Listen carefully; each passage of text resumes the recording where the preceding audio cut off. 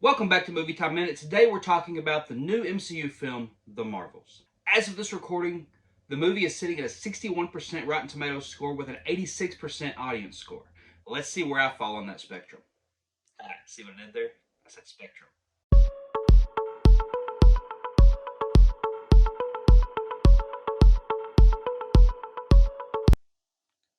First, let's talk about the pros for this movie.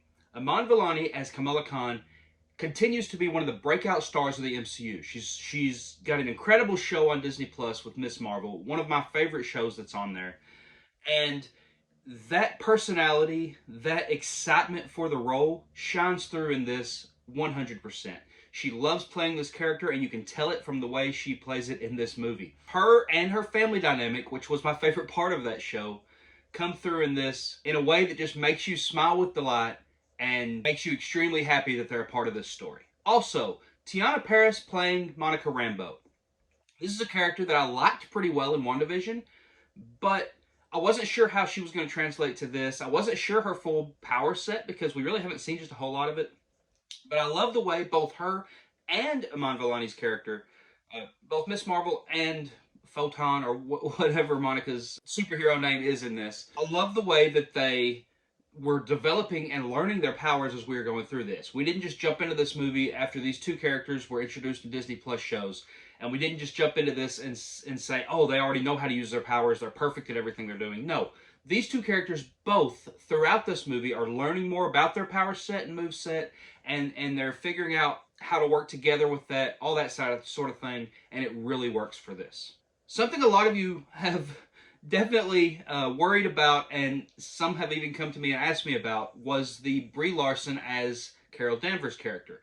Because a lot of people watched that first Captain Marvel movie, and even though I enjoyed it and I understood why she was so stoic in that movie, a lot of people still come and they say she was just too bland, too boring. She didn't have enough emotion. Well, I can definitely say, while her character is not perfect, and while I still question some of the decisions that is made for her character as far as personality goes, because she's a little all over the place, I can definitely say she does have more personality in this movie than she did in the first, in that Captain Marvel movie. And I can honestly say that I loved her character more in this, and the personality that she had a lot more than anything she's been in before, including Captain Marvel, including Endgame, all those sort of things. Really liked her character a lot better in this, even though she was probably my least favorite of the three. Next thing I want to talk about is Goose the cat and the Flurkin, and we saw in the trailers there's multiple Flurkin in this movie. I won't give away details to all of that, but I will say they have a scene in this movie that I think is going to be pretty controversial. Um, it gets a little bit on the wild side, but at the same time, I was having a blast with it. You may not, and I understand if you don't, but I had a lot of fun with a particular scene that the Flurkin are a part of, and I'm very curious to know your thoughts on that when you see the movie. Something else I'm actually really enjoying in the last couple of Marvel films, and that is the music and the score. I thought they did a really good job with the score in this movie, and the music choices, the song choices they put in this movie were a lot of fun. It's really nice to see, I think this is 2 movies in a row we've had a Beastie Boys song, and it really worked with where they put it in this movie. I think that's a great thing. And then finally, one more pro I really want to talk about is a lot of movies will bring in cameos. And with those cameos, they'll feel out of place and like shoehorned in, and they don't really make sense. I gotta say, without giving away how many or what cameos there were in this movie, I gotta say, what was used in this, I felt like it was very natural. I enjoyed the way the cameos were used in this movie, and how it pertained to the overall story. And honestly, in an MCU where a lot of people have been complaining recently about how they don't understand how things connect one way or another to other movies and other films and the rest of the overarching MCU, I thought the cameos in this really helped with that because it showed us the outside of the MCU while also staying true to what this story is, and it didn't make it confusing. One last thing on the pros. I know I said I already, the other one was the last one, but this is going to be the last thing on the pros. I want to say this. I do not believe that you have to watch the Disney Plus shows to enjoy this movie. Now, there are things with the Miss Marvel character specifically that if you've watched that show, more meaning will come in this movie for some of the things that is being talked about with her character. Yes, absolutely. But I do think they did a decent job. They even had a little montage type thing. I'll not get into that. showing some backstory on some of these characters, and it really caught you up to speed with the ones that you're not used to seeing. Okay, I have to talk about cons. I really don't want to, because if you can't tell, I actually did have a pretty good time with this movie. But it doesn't mean I didn't have problems with it, and I'm going to go over those now. And please, if you love this movie, don't take these to heart. It's just the things that I noticed in this movie that I didn't quite enjoy, and I have to point those out here. First of all, and most importantly, this villain. I didn't even take the time to look up the name of this villain. I think it's like Darvel or Darnell. I don't know what the name of what her name is. Nothing against the actress that played her. I just think this character was very poorly written. We have a cheap Walmart level Ronin, the accuser. And that's all I can say about her. There's really not much else to her. Yes, she's coming at us at a place of emotion in herself, and she has reason for why she's coming after the Marvels, and I don't want to give that away, but it's pretty generic. And while understandable, I feel like we've seen this 1,000 times, and there's nothing against seeing something 1,000 times if it's working. This time it wasn't working. Overall, this is just another MCU villain that is going to go into the history books as, oh yeah, they were a villain, I forgot about them. Much like Meleketh or whoever that bad guy was in Black Widow that I can't even think of his name either. So overall, the villain in this just didn't work, and that's my biggest complaint. Something else I kind of had a problem with is this movie kind of feels like it was a mixture of a season 2 of Miss Marvel, but also a sequel to a Captain Marvel film that we didn't get. We see some flashbacks of some stuff with Captain Marvel that took place between her previous movie, which we know was in the 90s, to now. And I'm thinking, I want to see that story. Like, nothing against this, but this could have been a team-up movie after we gotten that other Captain Marvel movie, which would have allowed us to see how her personality has shifted, how she's changed a little bit, why she's stayed away for so long. All that can be explained in, and they try to in these flashbacks, but I'm thinking this could have been a pretty good movie if you had just focused on that before and had it end on a dire note where she becomes the way that she is now. That's just my thoughts on that. Something else that kind of bothered me, this is going to be hard to do without spoiling, so I'm going to be very careful with my words here. They go to some planets to deal with some issues that are happening in this kind of jumbled story that we're being told. One of these planets, if you know me at all, it should have worked great for me.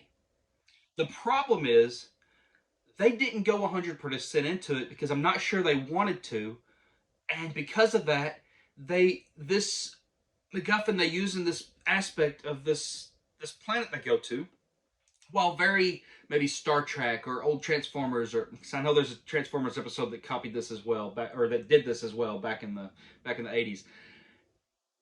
They didn't fully commit to it, and because of that pulled backness from it, it made it to where it didn't quite work the way it should have. If they were going to go for this, they should have just went for it instead of halfway. You'll understand when you see it. I don't want to give it away any more than that. It is a fun scene. It's not that I didn't enjoy it, it's just that I thought it could have been better. Something that I was excited for in this movie was back in WandaVision, and I talked about this in a previous video. Back in WandaVision, we saw that there was some beef with Monica about Carol. Now, I assumed at that point, to me, I was thinking, okay, it's because Carol was gone so long, and the last time that we saw Monica, she was a kid, and Carol had left and said, hey, I'll be back soon, that kind of thing. So I think, and then her losing her mother, all that kind of thing in WandaVision, we understand Monica's gone through some stuff, and maybe she resents Carol for it. Whatever the case, when we're coming into this movie, I expected there to be that conversation. And they kind of give us that conversation, but when you see this movie, you realize that they kind of rushed through that entire thing, and things gotten on with very quickly. I didn't quite enjoy that because I thought there could have been more dialogue and there could have been more focus on that particular aspect, and it would have made me feel more satisfied having watched it. Another con that I have on this movie are the final outfits these guys wear. Now, I'm not going to give you a description of them, but I'll just say Miss Marvel's was fine. I liked her new outfit. That was great. And you always get these new outfits with characters when you get to the end of the big fight. And it seems like there's a lot of times that we'll get brand new costumes, you know, that kind of thing. We've seen it at the end of most of the Marvel Disney Plus shows. But I thought that Captain Marvel's outfit was worse than what she had had earlier in the movie. And then something about Monica's or Photon's that just didn't quite look right. I felt like I was watching an episode of a 90s show where everybody's in different colors, aka, you know, Power Rangers or something like that. Her outfit just didn't look right to me. And maybe that's just me. Maybe it's a personal preference, but I kind of liked it better with her in just her regular street clothes with the little symbol and stuff on it. That would have been better to me. And then finally, there were some editing choices in this movie that didn't quite make sense. A lot of cuts, quick cuts that just seemed really odd. I don't know if this was the director or what it is that did this, or if they were trying to cut this movie down or cut out some things that they didn't think were working. I know we heard about reshoots, whatever. But the way they cut it just didn't quite work in a lot of spots in this movie. Maybe you feel differently about that. I just felt myself being taken out of the movie quite a bit just from those little areas. Okay, enough on the negative. The positives to me are outweighing the negatives in this movie, but it doesn't mean that I didn't have issues with it. I will say we have 1.5 post-credit scenes. I don't know if you count the scene at the end of a movie as a post-credit because it's still attached to the regular movie, but I guess I'll count that too. So 2 post-credit scenes. The first one got me really excited because it's something that I kind of was hoping was going to happen, and they've given us hints of it, but we haven't seen any real evidence that it was coming. Now I fully believe it. I had a lot of fun with that. It was really cool. But that other post-credit scene, the mid-credit scene, without spoiling it, man, I got excited for that. And I had somebody tell me recently that they're afraid that there will be nothing come from that. I really believe there will be. I don't think they include this in this movie, knowing that Marvel's been kind of rebranding and redoing and trying to fix some of the issues they've had recently. I don't think they include this scene if they're not going to build on that in the future. And I think we're going to see where that goes very, very soon. So I'm excited for that post-credit scene. I think it's one of the better post-credit scenes we've had in an MCU film in the last few years. So really enjoyed that. Okay, so where do I rate this movie? On the minute scale, of course, you know, we take a movie and we condense it down to a minute, and then we talk about how many seconds of that minute we would enjoy watching or we recommend watching to a person. To me, this movie coming out of the theaters, I actually had it lower than what I've got it right now. But I had a lot of fun with this movie, and you heard my cons. You know I've got problems with this. But right now, I'm giving this movie a 47 out of 60 seconds on the minute scale. That's a pretty good rating. I think that most of this movie is worth watching. There are a couple of weird things that happen in this movie that I'm like, could have left that out. There are some moments in this movie that I think you could have added to and gave another 20 minutes of explanation for some different story elements that were happening here. But honestly, it was still a lot of fun. I think Miss Marvel's character, Iman Vellani's Kamala Khan, I think that it was so good of a character in this movie that she stole the show and made the movie better than what it probably would have been had she not been in it. Because the story is pretty basic. The villain is pretty bad, but the movie itself is fun.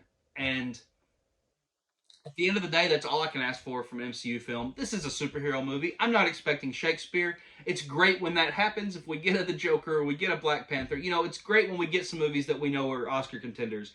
But overall, when I'm going to see a superhero movie, I'm just going in to sit down and have some fun with it and see cool characters use cool powers.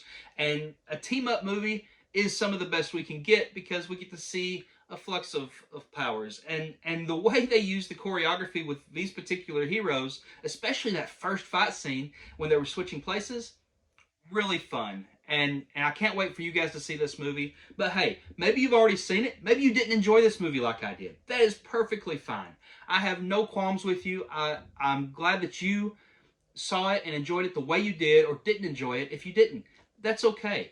Everyone has different thoughts on movies, and I'd love to know your comments down below. Let me know. I want to talk to you about it. I'm excited to hear what you think. And don't forget to like and subscribe. We'll see you guys next time. on Movie Time Minute.